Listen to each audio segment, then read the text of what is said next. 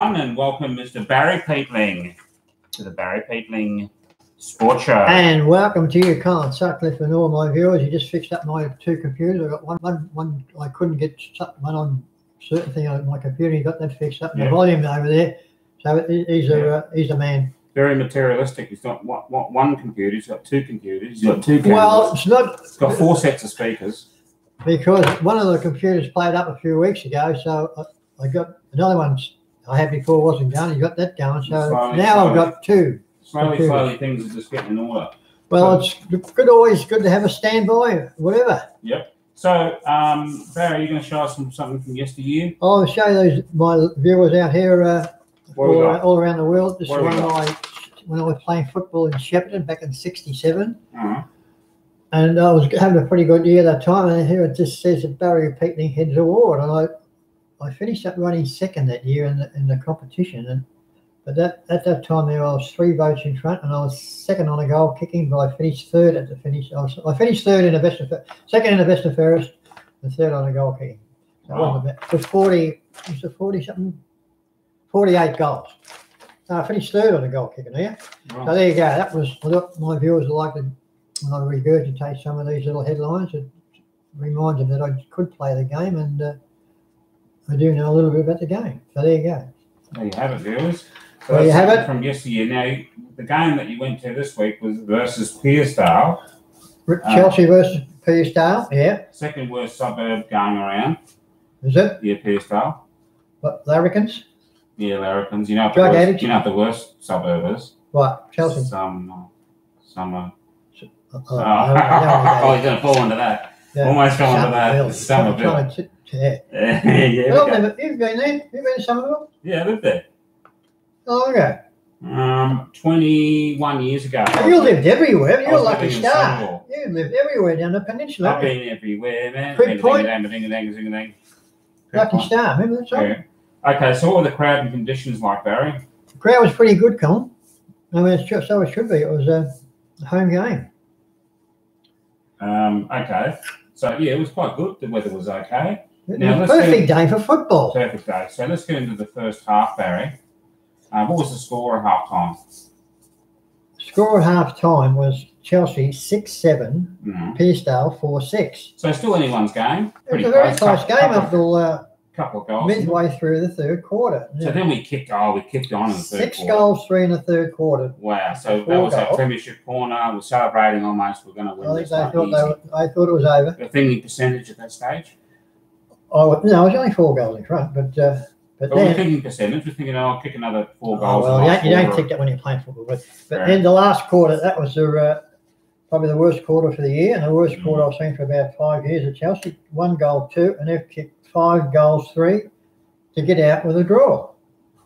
And we were very lucky to have the draw too. I can tell you now. Shocking. Pathetic. I'm going to change these glasses. I look about 95 with these glasses on. They give me there's no play-by-play data here, but they usually sort of give it to you because they're probably angry. No, they just sort of sat back and said, "Oh, I'll just have a rest and let your mates do all that," and just went crash bang, and they just took over, kicked all the goals, and we were left standing there saying, "What's going on here?" But pathetic performance from Chelsea Football Club. You should be ashamed of yourself. I'm telling you now. So you want the goal kickers and best players? Give us the goal kickers, Barry. Curtis Flywaters. Look, this fella, he just gets. It's so good to watch, Colin. Pity we haven't got another 2 or 3 Curtis Flywaters, but he kicked 4 again. Lewis Krieger. I told you about him a few weeks ago, Louis. He's only 19, this kid. 4 goals. Yeah. Jack Francis played a perfect sort of game. I didn't have a chance to have a word with him about the week before. Apparently he went away for holiday.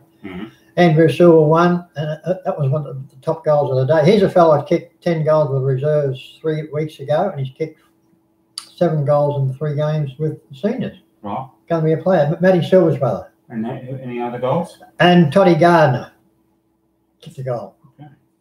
Now, you want the best players? Give us the group of best players, Barry. Let's give you the group, not in order, Colin. Toddy Gardner, Lewis Krieger, Curtis Flywaters, nearly all the goal kickers, aren't they? Yeah. And Brainy kicked a goal. Well, we're talking about best players. That's the best players. Okay. Now, let's go for the votes then. 1 vote. 1 vote to Toddy Gardner. He's back in business, Toddy Gard. He's killing lately. 2 votes. Lewis Kroger, 2 votes. Played a top game. He's going to be a star, this kid.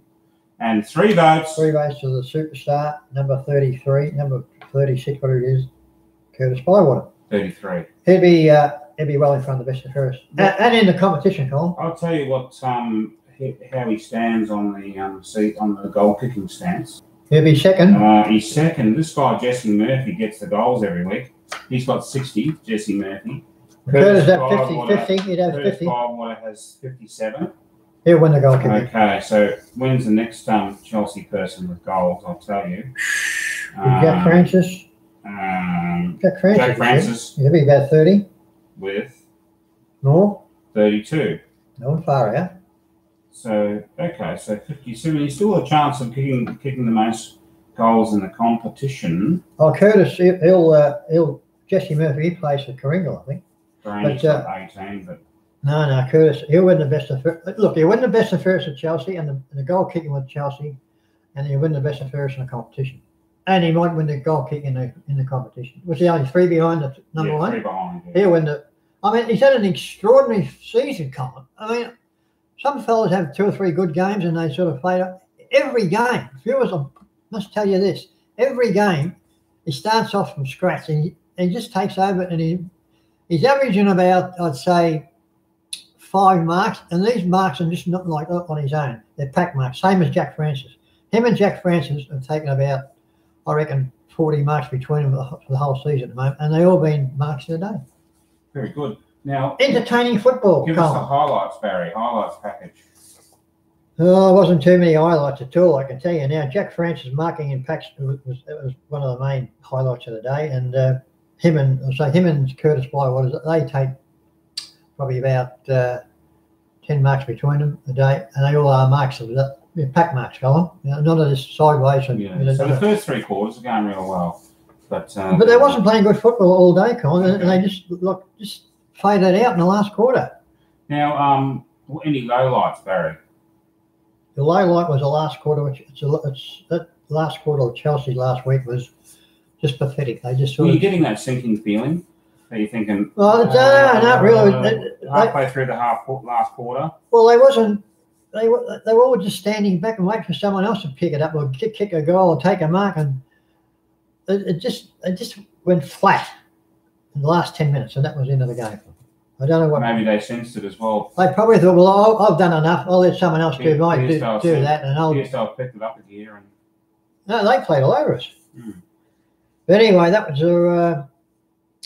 was the game to forget, Colin.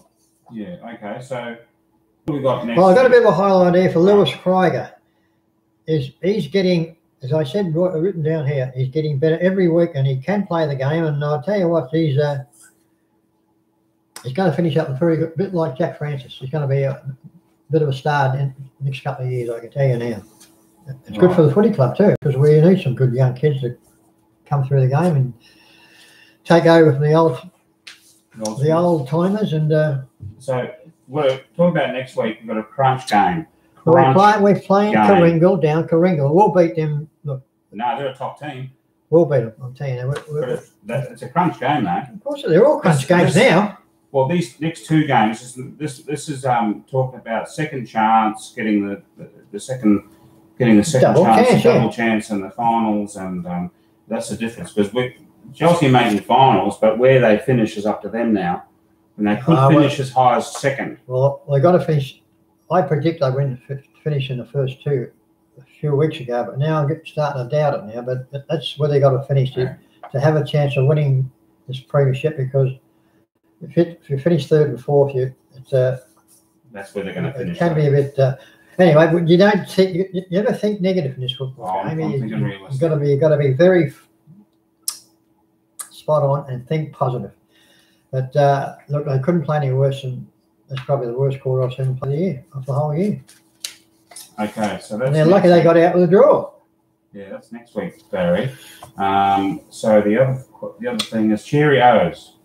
Cheerios are my little darling little ladies. Viverka and her grandson, Jem. Jem. His name's Jim. They call him Jim. Jem.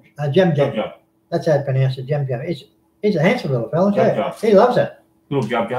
Jub. Did you notice on the videos that one of his arms are shorter than the other? Who? Jubs. No, okay, that's just a rumour.